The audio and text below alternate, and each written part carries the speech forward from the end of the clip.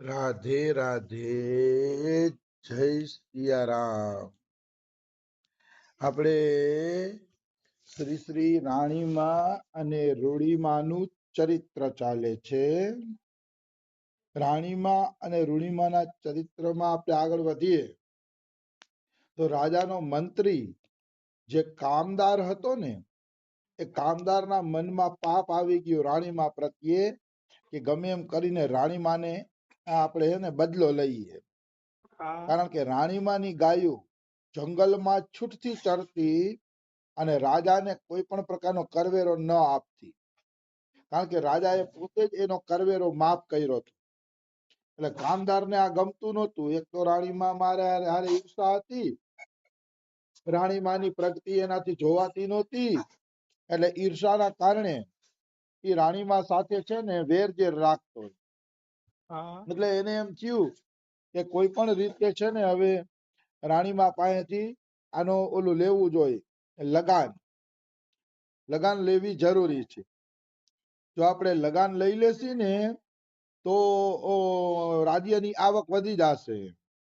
એટલે લગાન લેવી અતિશય જરૂરી છે. એટલે એને લગાન લેવાનું નક્કી કર્યું. એટલે એને રાજાને ચડાવ્યા કે ભાઈ આ લગાન આપતા નથી તો લગાન આપે એવું કઈક કરો એમ તમે. એટલે પછી રાજાને એમ થાય, ઓલું તે મેં કીધું ને દુષ્ટોના સંગમાં રહીને એટલે બુદ્ધિ આપણી દુષ્ટ બની જતી હોય છે. બિલકુલ નિશ્ચિત દુષ્ટ બને છે, એમાં કોઈ શંકા નથી.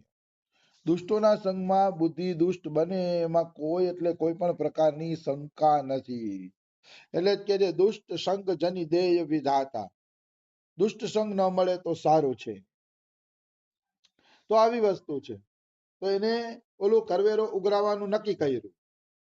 પછી રાજાએ કીધું તો પછી આપણે એમની ગાયો ઉપર કરવેરો રહેશી કે, કારણ કે જો રાણીમાની ગાયો ઉપર કરવેરો નહીં લઈ તો બાજુના ગામના વિરોધ કરે છે કે અમારો કરવેરો માફ કરો. એટલે પછી રાણીમા ઉપર કરવેરો લેવા માટે રાજાએ કહી દીધું તો રાણીમાનો કરવેરો લઈ લ્યો. તો ઓલો કામદાર શું કહે છે, એને ખબર પડી ગઈ રાજા હવે આપણે અનુકૂળ થઈ ગયો છે. એટલે એને કીધું કે તો બાપુ તમે છે ને અમને લેખિત આપી દો. કારણ કે લેખિત નહીં આપો ત્યાં સુધી રાણીમાને ઈ કોઈ માનવાના નથી, ઈ કોઈ હલવાના પણ નથી, જ્યાં સુધી તમે છે ને અમને લેખિત નહીં આપો. એટલે રાજાએ પછી લેખિત પણ આપી દીધું. તો આ એકવાર તો અપરાધથી કામદારનું મોઢું ફરી ગયું હતું. એકવાર તો અપરાધના કારણે કામદારનું મોઢું બગડી ગયું હતું. આવી વસ્તુ છે. પણ તોય આ કામદાર સુધરતો નથી. મેં કીધું ને ગમે એટલા જીવને પરચા મળે ને તો ન સુધરે. એક દિવસ આખા જગતમાં શિવજીનો પોઠિયો દૂધ પીતો તો, ગણેશજીની મૂર્તિ દૂધ પીતી હતી. મેં તો નજરે પીવડાવ્યું એટલે આખો સંસાર મારા વિરોધમાં થઈ જાય ને તોય હું આ વાત ન માનું. મેં કાયદેસર દૂધ પીવડાવ્યું, પોઠિયાએ પીધું. અહીંયા બધા પીવડાવતા હતા એમ દૂધ. તો આવા ચમત્કારો સંસારે નજરો નજર જોયા છતાં પણ સંસારને ભક્તિ ન લાગી. તો આ કામદાર રાણીમાના એક બે પરચા જોઈને હું ભક્તિ કરવાનો હતો. એક વાત યાદ રાખવાની, ભક્તિ કેવળ ભક્તોના સંગેથી જ મળે છે. જેના જીવનમાં ભક્તોનો સંગ નથી, વૈષ્ણવોનો સંગ નથી, એને ભક્તિ મળતી નથી. તો આખું જગત ભક્તિ કરવા માંડે. અનેક પરચાઓ છે આપણા ગુજરાતમાં, અનેક એવા તીર્થધામો છે જ્યાં અનેક પરચાઓ પડ્યા છે. તો કેમ બધા ભક્તિ નથી કરતા? એ એટલે નથી કરતા કારણ કે એના ઉપર કોઈ સંતની કૃપા નથી. સંતની કૃપા વગર ભક્તિ મળવી બહુ મુશ્કેલ છે. ઉમા સંત સમાગમ સમ્ન લાભ કછુ આન, ભક્તોના સંગ જેવો લાભ આ સંસારમાં બીજો એકેય નથી. એટલે ભક્ત સંગ વગર મનુષ્યને ક્યારેય ભક્તિ મળતી નથી. એટલે ભક્તોનો સંગ મનુષ્યએ કરવો જોઈએ. તો રાજાએ લેખિત આપી દીધું. એટલે રાજા કહે છે કે જો રાણીમાં ન માને તો 50 સવારોને પણ લેતા જાઓ. એ 50 સવારો દ્વારા બળજબરીથી તમે એની પાસેથી હુકમ લખાઈ આવો. બળજબરીથી લખાવી લ્યો, કઈ વાંધો નહીં. એટલે કામદાર કે ઠીક છે. એટલે કામદારે લેખિત હુકુમ કાગળ હતો ઈ પોતાના ખિસ્સામાં નાખ્યો અને થોડાક ઘોડે સવારને લઈ અને ઈ તો રાતોરાત હાલતા થઈ ગયા.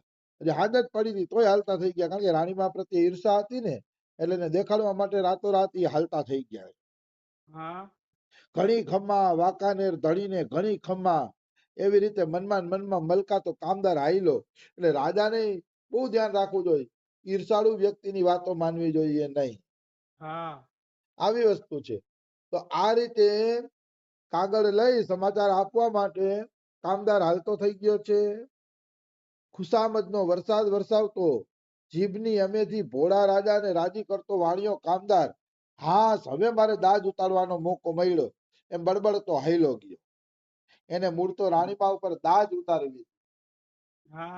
સંસારમાં આવા લોકો પણ જોવા મળે છે, દાજ ઉતારવા વાળા. આવી વસ્તુ છે. તો કહેવાનો ભાવ શું છે કે રાજા, હું તો કહું રાજા બનવું જ ન જોઈએ.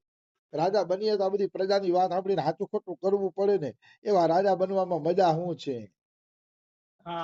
બનવું હોય ને તો સાધારણ ગ્રહસ્થ બનાય કે જે નરસિંહ મહેતાને ભજન કરતા એમ ભજન કરી શકે, બહુ પૈસા વાળા બનાય નહીં, અને કાપ સાધુ બની જવાય અને એકાંતમાં પ્રભુનું ભજન કરાય. બાકી રાજા બનવું, મોટા ધનવાન બનવું, આ બધું બેકાર છે. વચ્ચે વાળા ભજન નથી કરી શકતા. કાં તો જે ગ્રસ્ત પાસે કઈ હોય નહીં, દુખી હોય, ઈ ભજન કરી શકે, અને કાં તો પછી છે ને સાધુ બની જાય, ઈ ભજન કરી શકે. વચ્ચે વાળા બહુ નથી કરી શકતા. એમાં નેતાનું પદ, રાજાનું પદ, આવા કોઈ પણ પદ મળી ગયા તો પછી અભિમાન આવ્યા વગર રહેતું જ નથી. આવી વસ્તુ છે બધી,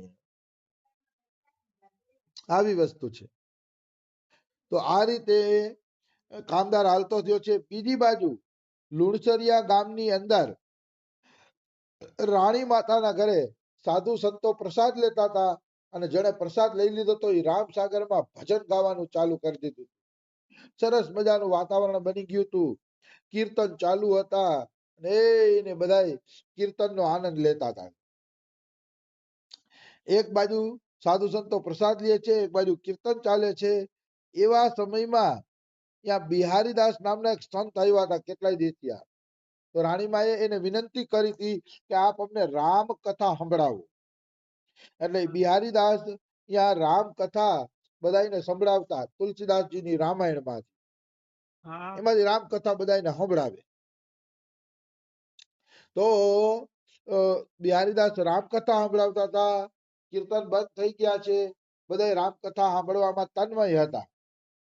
તો રામકથા સાંભળવામાં તન્મય હતા ને ત્યાં જ મંગળાચરણ થયું રામાયણનું.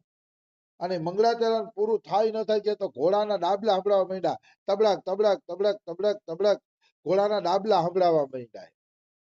એટલે રાણીમાં કે છે, રામ બાપ જરાક બારે જઈને જોતો, કોઈ મહેમાન આવતું હોય ને એવું લાગે છે. તો રામ ભગત કે હા માં જોઈ આવું હો. રામ ભગત છે આમના દીકરા થાય રાણીમાના.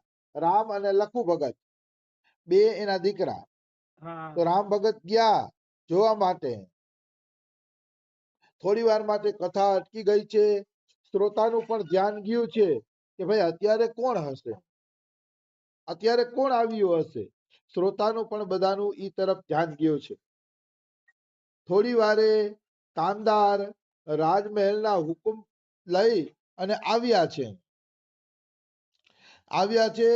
10 ઘોડેસવાર સાથે છે, અને બધાયની ધરતી ધ્રુજાવતા એ હાઈલા આવે છે. કામદાર આવીને બાઈમાના પગે લાગ્યો. પગે લાગીને હાથ જોડીને એને કીધું કે બા, રાજ સાહેબ નો એક હુકુમ છે ને, એ હુકુમ લઈને આવ્યો છું. અહીંયા મીઠું બોલવા માંડ્યો. અંદરથી રાણીમાં પ્રત્યે ઈર્ષા છે. આ દુષ્ટ લોકોની ટેવ હોય છે. રાજા પાસે કાંઈક બોલે, ત્યાં કઈક કાન ભંભેરણી કરે, અને અહીંયા કઈક બોલે. આ દુષ્ટ લોકોની ટેવ હોય છે. બિલકુલ, એમાં કોઈ એટલે કોઈ શંકા નથી. તો કે અહીંયા પ્રેમથી બોલે છે, બા રાજા સાહેબ નો હુકુમ લઈને આવ્યો છું. તો રાણીબાઈ કે બોલો ને, શું હુકુમ છે? અમારા જેવા ગરીબ માટે બીજું શું હુકુમ હોય, સાધુ સેવા કરતા હોય એના માટે. તો કે બીજું તો કોઈ હુકુમ નથી. કામદાર બોલે છે, જુઓ ને બાઈ કે રાજા વાજા વાંદરા ત્રણેય હરખા કે એને મનમાં તરંગ આવવી જોઈએ. તરંગ આવે એટલે મનમાં હોય એ કરી નાખે. અહીંયા રાજાની વાતે છે કે રાજા વાજા વાંદરા ત્રણેય હરખા છે કે એના મનમાં તરંગ આવે ને એવું કરે. એમનો કીધું કે મેં ચડાવ્યો છે રાજાને. રાજા ઉપર આરોપ નાખી દીધો કે રાજા વાજન વાંદરા આ તો ત્રણેય હરખા કે મનમાં આવે એમ કરે એમ કે તો કે આજ સવારે જ એવી કોઈ પાખડીએ બાપુનો જીવ ચડી ગયો હતો. સવારના પોરમાં બાપુ કઈક વિચારતા હતા. એટલે મેં પૂછ્યું કે બાપુ શું વિચારો છો? તો કે બાપુ એ મને કાગળ આપ્યો અને આ કાગળ વાંચ્યો ત્યારે મારી તો કે ધરતી ખસી ગઈ પગ નીચેથી કે બાપુ આવો કાગળ લખે પણ શું થાય કે હું તો ચિઠ્ઠીનો ચાકર છું કે મારે તો પેટ ખાતર નોકરી કરવી પડે. કેવું મીઠું બોલે જો પેટ ખાતર નોકરી કરવી પડે છે એટલે મારે તો અહીંયા આવ્યા વગર છૂટકો નથી.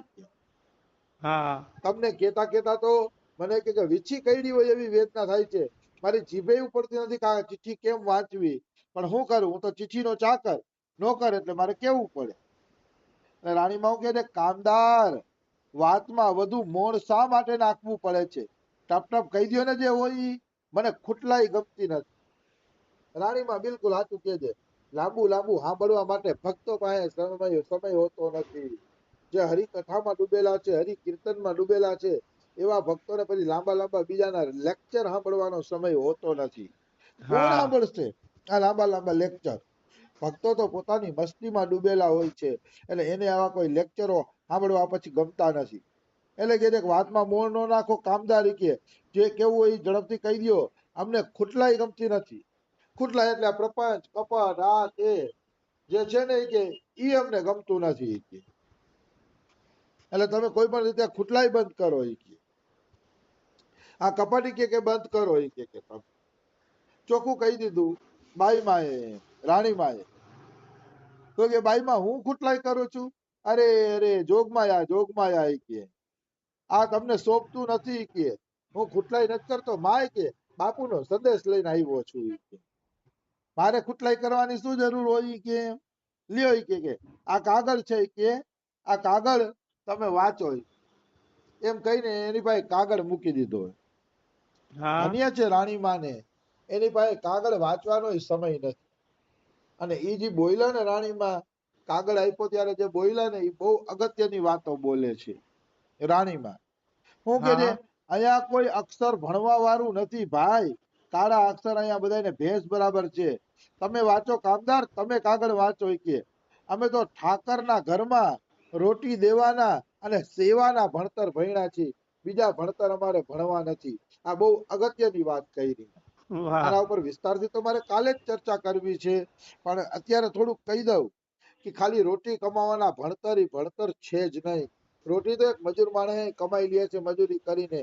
એ કોઈ ભણતર નથી રોટી કમાવાનું. એમ ભણતર સાચું ઈ છે કે જે દેવાનું શીખે, જેના ઘરમાં સાધુઓની સેવા થતી હોય, ઠાકોરની સેવા થતી હોય, અને જેના ઘરમાં કોઈ ગરીબ આ તે આવતા હોય તો અન્ન વસ્ત્ર દેવાની આદત હોય. આ ભણતર વાસ્તવમાં ભણતર છે. દેવાના ભણતર છે. માની લો તમારામાં દાન દેવાનું ન હોય તો કાંઈ નહીં, પણ સારા વિચારોનું દાન કરો, સારું ભજન કરો, તમારા આત્માને પવિત્ર કરો સારા વિચારો દ્વારા. ઈ પણ એક દાન છે. આપણા આત્માનું કલ્યાણ કરવું ને ઈ પણ એક દાન છે. સારા વિચારોનું દાન કરવું ઈ પણ દાન છે. આવું દાન કરીને મનુષ્યએ પુણ્યની કમાણી કરવી જોઈએ. ભગવાન આ જ સાચું ભણતર છે. બાકી બીજું કોઈ ભણતર છે જ નહીં. હું ઘણી વાર મોબાઈલ જોતો હોય તેમાં વિડીયો આવતા હોય કે રામ રામ કરવાથી શું વરસે. એક વિડીયો એવો આવ્યો હતો કે 5 કલાક રામ રામ કરવા કરતા 5 કલાક ભણો તો તમે વકીલ બનશો, ડોક્ટર બનશો ને પૈસા કમાઈ શકશો. બસ આટલી જ વાતો લ્યો, પૈસા કમાવાની જ વાતો. અરે 5 કલાક માળા કરવી એ કઈ નાનું સૂનું ભણતર નથી ભાઈ, પરલોકનું ભણતર છે. 5 કલાક વાંચી લેશે તો હું માનું છું કે ડોક્ટર બની જશે. પણ ડોક્ટર બન્યા પછી એનું કલ્યાણ થશે જ કે નહીં, એના હારા વિચાર રહેશે કે નહીં, એ દેશ સેવા સમાજ સેવા કરશે કે નહીં, કાંઈ નક્કી નથી. કદાચ પૈસા કમાવાના લોભે દર્દીઓને કાપવાનું ચાલુ કરી દેશે. પણ જો 5 કલાક ભજન કર્યું હશે ભગવાનની સ્મૃતિ કરી હશે તો એ કમાણી પરલોકમાં કામ આવશે. એટલે આવા નાસ્તિક લોકોના વિચાર બિલકુલ ન માનવા જોઈએ. પ્રભુનું ભજન કરવું જોઈએ પ્રેમપૂર્વક. મેં પેલા જ કીધું કે આ વિસ્તારથી મારે લેવું છે, એટલે આજે સમય થઈ ગયો છે એટલે પછી ક્યારેક વિસ્તારથી લઈ લેશી. રાધે રાધે, જય સિયા રામ. રાધે રાધે.